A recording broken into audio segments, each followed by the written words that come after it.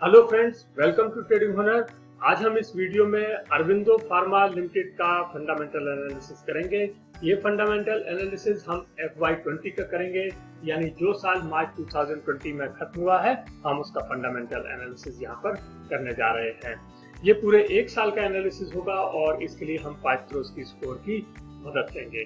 Pythagoras score professor Joseph Pythagoras ने शुरू किया, जो कि स्टैनफोर्ड यूनिवर्सिटी में अकाउंटिंग के प्रोफेसर थे और आज दुनिया के ज्यादातर फंडामेंटल एनालिस्ट इस टूल का यूज करते हैं।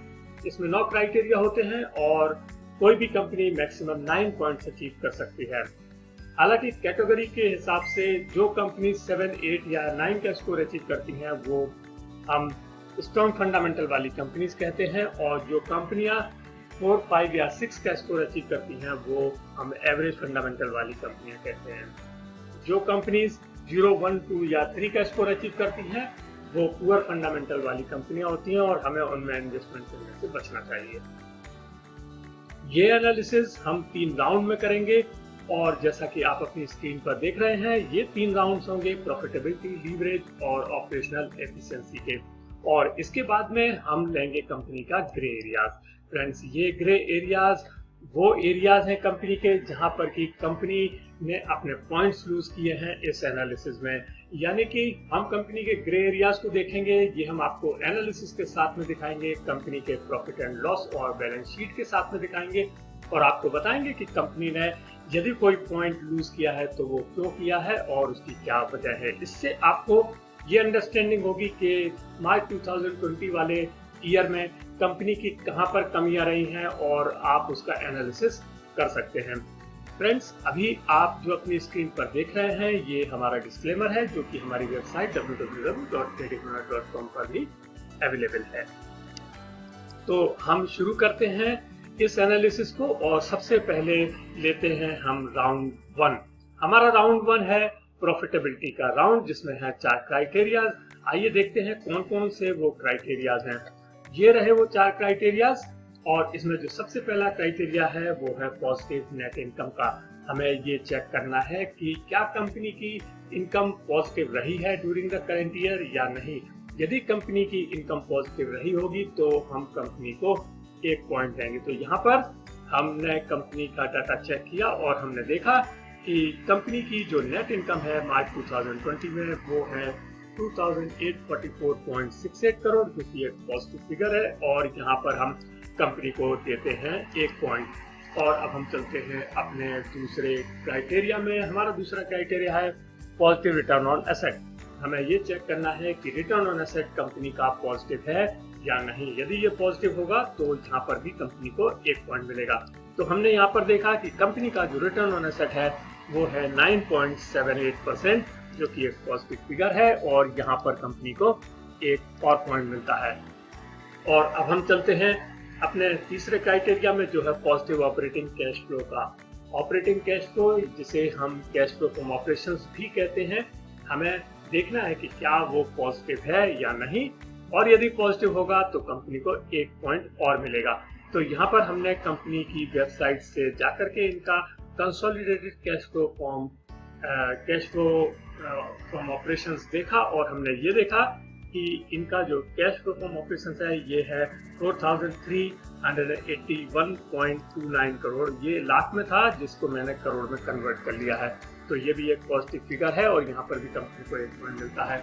और अब हम चलते हैं अपने चौथे और अंतिम क्राइटेरिया में, वो है cash flow from operation should be greater than net income. Friends, ये जो चौथा क्राइटेरिया है थोड़ा सा टिपिकल है और इसमें हमें जो थर्ड क्राइटेरिया वाला पॉजिटिव ऑपरेटिंग कैश फ्लो है उसको ये देखना है कि क्या वो फर्स्ट क्राइटेरिया वाले पॉजिटिव नेट इनकम से ज्यादा है, और यदि ज्यादा होगा तो कंपनी को 1 पॉइंट मिलेगा। तो हमने यहाँ पर चेक किया और देखा कि कंपनी का net cash from operations 4381.29 crore है, जबकि नेट इनकम 2844.68 करोड़ है। तो ये जो कैश फ्लो फ्रॉम ऑपरेशंस है वो ज्यादा है नेट इनकम के, जैसा कि आप यहाँ पर देख रहे हैं। ये है कैश फ्लो फ्रॉम ऑपरेशंस और ये रही नेट इनकम।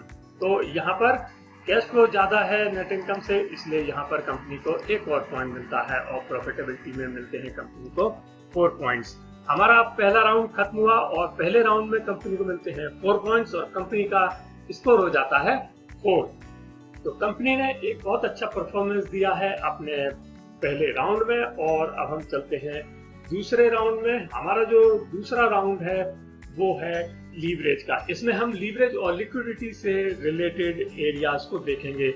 इसमें 3 क्राइटेरियाज हैं। कौन कौन से वो क्राइटेरियाज हैं? ये रहे वो क्राइटेरियाज, जिसमें कि पहला क्राइटेरिया है lower ratio of long term डेब्ट इन करंट ईयर। फ्रेंड्स, अभी हम राउंड 2 और राउंड 3 में कुछ वर्ड्स जैसे कि लोअर और हायर देखेंगे। इसका मतलब है कि हमें हम जो डाटा या जो फिगर कंपेयर हम कर रहे हैं अभी, वो हमें प्रीवियस ईयर के साथ में कंपेयर करना है। तो यहाँ पर हमें जो कंपैरिजन करना होगा वो उसके हिसाब से हमको पॉइंट्स यहाँ पर कंपनी को देने होंगे। तो यहाँ पर हमको जो सबसे पहला क्राइटेरिया है उसमें ये चेक करना है कि लॉन्ग टर्म डेब्ट जो है करंट ईयर का, वो प्रीवियस ईयर के लॉन्ग टर्म डेब्ट से कम होना चाहिए, क्योंकि ये एक लीवरेज को रिप्रेजेंट करता है और लीवरेज को कम होना ही फंडामेंटल की निशानी है। तो यहाँ पर हमने चेक किया और हमने अब कंपैरिजन करेंगे। तो जैसा कि आप देख रहे हैं, मार्च 2019 में डेब्ट टू इक्विटी जो कि फर्स्ट रो में है, ये है 0.49, जो कि कम हो गया है मार्च 2020 में, और ये कम होकर के 0.32 हुआ है। यानी कंपनी का जो लीवरेज है वो कम हुआ है और इससे कंपनी का फंडामेंटल स्कोर बढ़ता है, और इसलिए हम यहाँ पर कंपनी को देते हैं 1 पॉइंट। और हम चलेंगे अब दूसरे क्राइटेरिया में। दूसरा क्राइटेरिया है high current ratio in current year. हमें ये चेक करना है कि कंपनी का जो करंट रेशियो है, करंट रेशियो का मतलब होता है कंपनी की लिक्विडिटी। तो हमें ये देखना है कि प्रीवियस ईयर से ज्यादा है करंट ईयर में या नहीं। तो यदि ज्यादा होगी तो हम कहेंगे कि कंपनी ने अपनी लिक्विडिटी में इम्प्रूवमेंट किया है। तो यहाँ पर हम दोनों ईयर के डाटा को चेक करेंगे, करंट ईयर को चेक करेंगे, और यहाँ पर हम देख रहे हैं कि मार्च 2019 में करंट रेशियो था इनका 1.28, जो कि बढ़ करके हो गया है 1.44 मार्च 2020 में। तो ये एक इम्प्रूवमेंट है लिक्विडिटी के फ्रंट पर, और इसलिए हम यहाँ पर कंपनी को एक और पॉइंट देते हैं। तो अब तक कंपनी ने 3 में से 2 पॉइंट्स हासिल कर लिए हैं। और तीसरा क्राइटेरिया है lack of share dilution. Share dilution का मतलब है कि क्या कंपनी अपने इक्विटी शेयर्स को डाइल्यूट कर रही है। इसका सीधा सा मतलब यह है कि यदि कंपनी ने कोई नए इक्विटी शेयर इशू किए होंगे ड्यूरिंग द करंट ईयर, तो हम कहेंगे कि कंपनी ने अपने इक्विटीज को डाइल्यूट किया है, और ऐसी कंडीशन में कंपनी को कोई भी पॉइंट नहीं मिलेगा। तो हमने इसके लिए कंपनी की जो cash flow from financing activities है वो चेक की, और हमने देखा कि यहाँ पर कहीं भी कोई भी इनका इक्विटी शेयर की रिसीप्ट नहीं है, और इस वजह से हम कंपनी को यहाँ पर 1 पॉइंट देंगे, क्योंकि इसके जो शेयर्स हैं वो डाइल्यूट नहीं हुए हैं, और कंपनी को मिलता है 1 पॉइंट, और लीवरेज में कंपनी को मिलते हैं 3 पॉइंट्स। तो हमारा दूसरा राउंड खत्म हुआ, और दूसरे राउंड में कंपनी को मिलते हैं 3 पॉइंट्स, और कंपनी का स्कोर हो जाता है आफ्टर सेकेंड राउंड वो हो जाता है 7। तो देखा आपने, अब तक कंपनी ने 7 में से 7 पॉइंट्स हासिल किए हैं, और ये ऑलरेडी एक स्ट्रॉन्ग फंडामेंटल वाली कंपनी बन गई है। लेकिन अभी हम देखते हैं कि क्या इसने जो तीसरा राउंड है, जो कि ऑपरेशनल एफिशिएंसी का राउंड है, जिसमें 2 क्राइटेरिया है, और यदि ये इन दोनों क्राइटेरियाज को फुलफिल कर लेती है तो फिर तो ये एक प्रकार से बहुत ही स्ट्रॉन्ग फंडामेंटल वाली कंपनी कहलाएगी। तो हम चलते हैं अपने तीसरे राउंड में, और तीसरा राउंड है जिसमें कि 2 क्राइटेरियाज है। इसमें पहला क्राइटेरिया है हायर ग्रॉस मार्जिन का। हमें ये चेक करना है कि कंपनी का जो ग्रॉस मार्जिन है, या जिसे हम ग्रॉस प्रॉफिट रेशियो कहते हैं, वो प्रीवियस ईयर की अपेक्षा बड़ा है या नहीं, क्योंकि इससे हमें ये पता चलेगा कि कंपनी ने अपनी जो ऑपरेशनल एफिशिएंसी है उसमें इंप्रूवमेंट किया है। तो आइए हम कंपेयर करते हैं डाटा को। हमने यहाँ पर देखा कि मार्च 2019 में जो ग्रॉस प्रॉफिट मार्जिन है वो है 20.99, जबकि मार्च 2020 में ये बढ़ गया है और ये हो गया है 21.26%। तो फ्रेंड्स, यहाँ पर जो ग्रॉस प्रॉफिट मार्जिन है वो 20.99 से बढ़कर के 21.26% हो गया है, एक बढ़ोतरी है। इसका मतलब है कि कंपनी ने अपनी ऑपरेशनल एफिशिएंसी में एक सुधार किया है, और यहाँ पर कंपनी को हम 1 पॉइंट देंगे। तो ये रहा कंपनी का 1 पॉइंट, और अब हम चलते हैं अपने 9वें और अंतिम क्राइटेरिया में इस एनालिसिस के, और वो है हायर एसेट टर्नओवर रेशियो।